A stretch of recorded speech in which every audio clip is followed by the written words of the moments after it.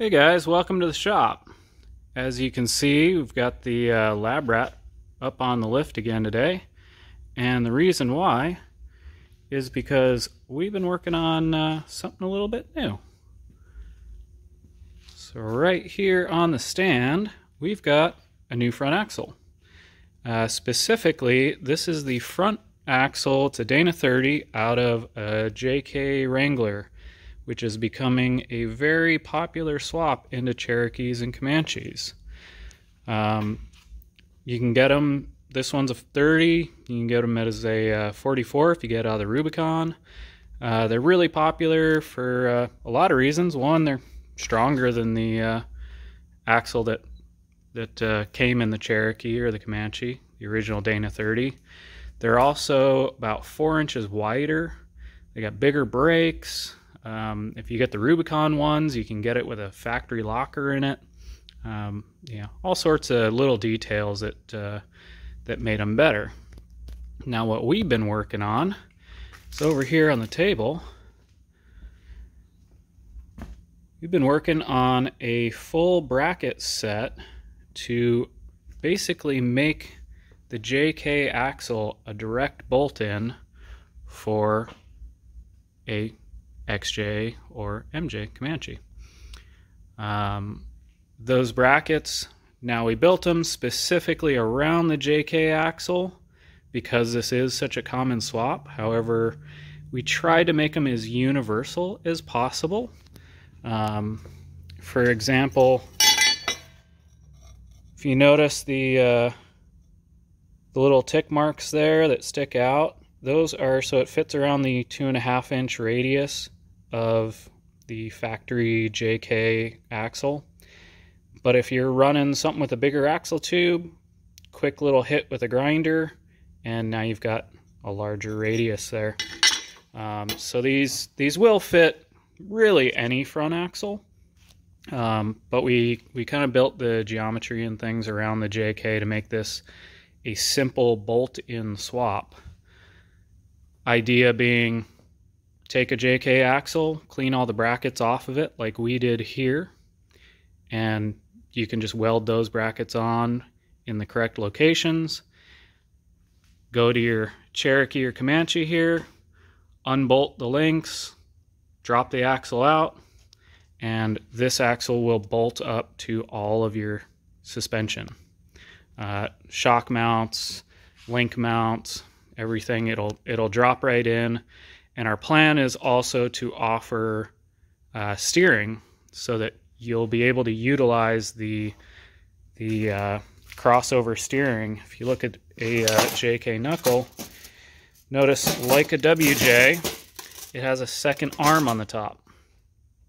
This is great for steering geometry on lifted Jeeps.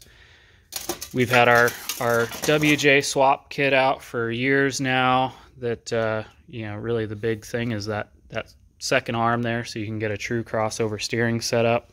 You'll be able to do that with the JK axle as well, and we will be offering steering for that, so it'll be basically a complete bolt-in solution once you weld the brackets onto the axle. All right, quick note on some of the features we designed into these new brackets. Any of you guys, TJ, XJ, ZJ guys, all three of those vehicles all have the same front axle. You'll all know, most likely, that the coils sit forward of the axle by about 2 inches. And kind of one of the drawbacks to that is it pushes everything forward, makes it really crowded for steering up here. And also, when you want to stretch the wheelbase on these things, move the front axle forward, well, now your coils are sitting at a weird angle. So we've had a lot of people asking us about building coil buckets to push the springs farther back so they can stretch out their wheelbase. What we've done here, all these pieces here, they all key together, tab and slot. So everything just locks in. Well, what we did, if you look at the plates, it's got two sets of holes there. So all you do, normally you set them on so that the flat side's facing forward. Rotate this 180 and it'll index in 1.5 inches farther back. So that allows the coil to be moved back on the axle. And then when you assemble the shock mount here, what we did is, and it's hard to see on the table, but I'll show you when we assemble it on the axle, this shock mount in the vehicle actually sits right on top of the link arm mount.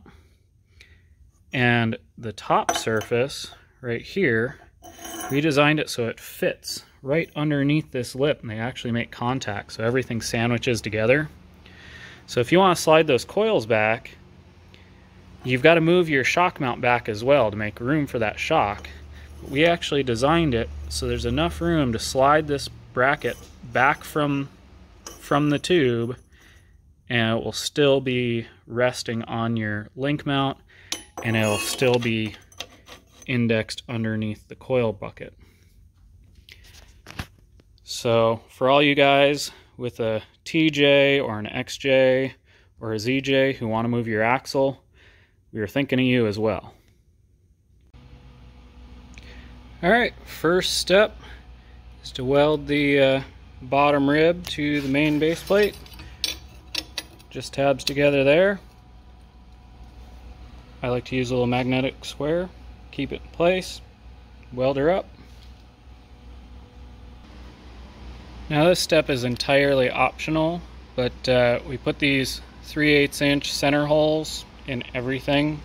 One, to make it easy to align, but also if you weld a nut inside of the bump stop pad, it allows you options for screwing on aftermarket bump stops and other things. So I went ahead and welded a couple of 3/8 nuts inside there.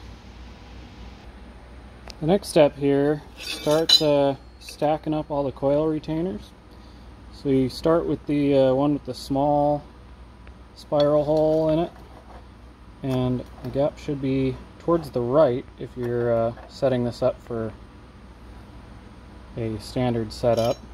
And on top of that, the one with the larger spiral, and you'll see the rectangular hole, and then that 3/8 center hole should line up all the way through. You can put a bolt through that hole if you want. And then top of everything goes your coil center retainer, and it has the tab back here.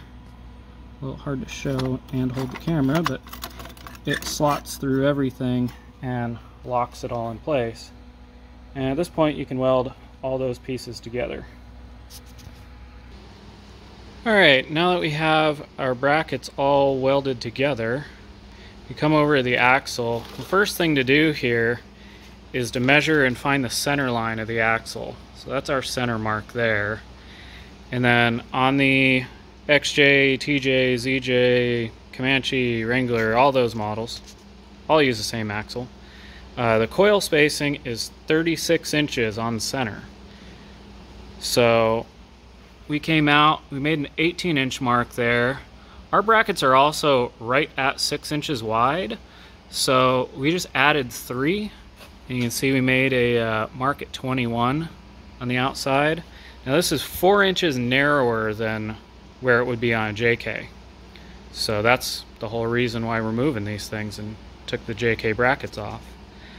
You'll also notice there's no upper control arm mount on the passenger side of this axle. If you're wanting to run a 4-link, there's no reason to remove that stock bracket.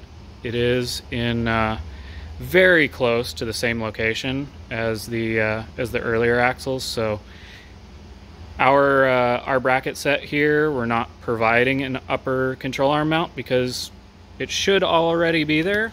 However, in this case, since it's already been removed, we're going to be adding in one of our upper control arm brackets, our heavy duty brackets there.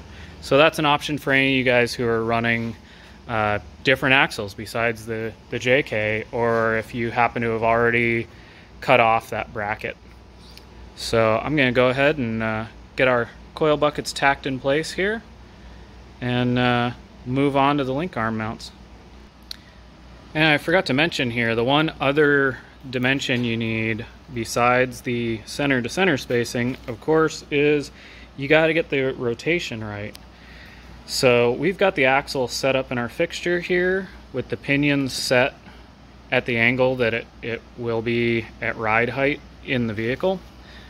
And from there, we just use a digital angle finder to level the coil plates and get them nice and square to the axle.